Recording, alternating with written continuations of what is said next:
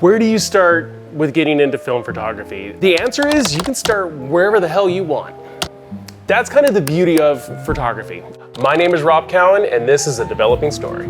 Something as super simple and super basic as just getting yourself a disposable camera. I mean, this is where a lot of people start. You pick these up, you take them to parties, you have them at weddings, shoot it, you bring it to your local film shop like Safelight Labs, and you get it developed. It's definitely gonna give you a certain look, and I think a lot of people do like that. Another place to start that a lot of people do is a point and shoot. An old vintage point and shoot like this. So anything from the 80s and the 90s, even into the early 2000s, but those are really high-end cameras because they kind of backed off on the manufacturing of these guys. These are a lot of fun. You point and you shoot. I mean, it's that simple. It's that simple. The problem with these guys is that it's old electronics.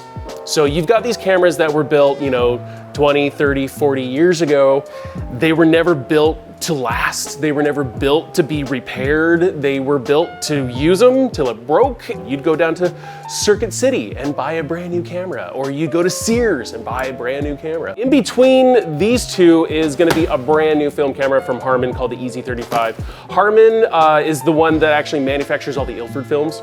So the cool thing about these is that this is coming from a company who actually knows what they're doing, and it has a motor built in, it's got a flash built in. It's not as smart as your point and shoot over here, but it's a little bit smarter than your disposable over here. This is a great place to start. These are brand new. We get them all the time. These are the only ones that we stock here at Camera Exposure. We only stock these now because these are reliable. I think another fantastic place to start is gonna be the cameras from the 90s.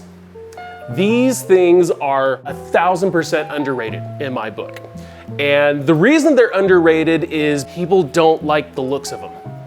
In the 1990s, they were definitely going into more of a, electronic, futuristic sort of, streamlined look. Everything is gonna be fancy touchscreen buttons and all that, LCD displays and everything like that. It went from less mechanical to more electronic.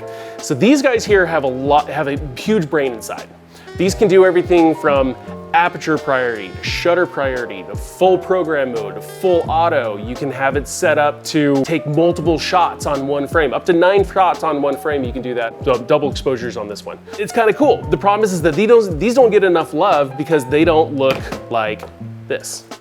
You don't have this action happening right there. You don't have the ability to be able to snap the photo like that. You have to turn this one on, and it's kind of electronic shutter.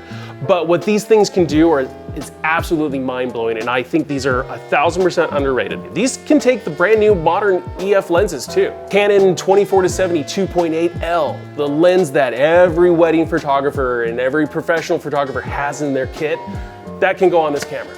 You're shooting on a $1,000 to $2,000 lens with film, I mean, game over, right? Just the image quality is absolutely fantastic. A great place to start too is gonna be just a manual film camera. So this is a Canon F1, this is the Minolta SRT 101. These are two very classic cameras.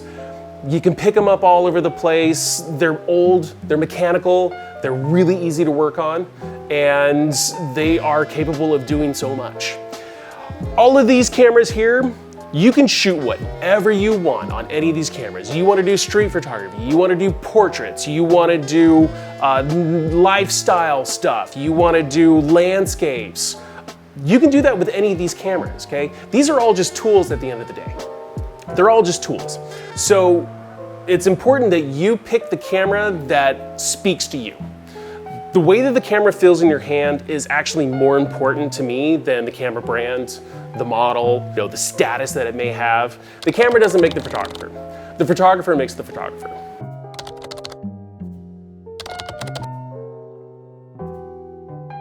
Here's a great smattering. I feel like it should be, it should be on The Price is Right. I think so. I mean, just let me put my hair down and that's it. Game over, man. Game over.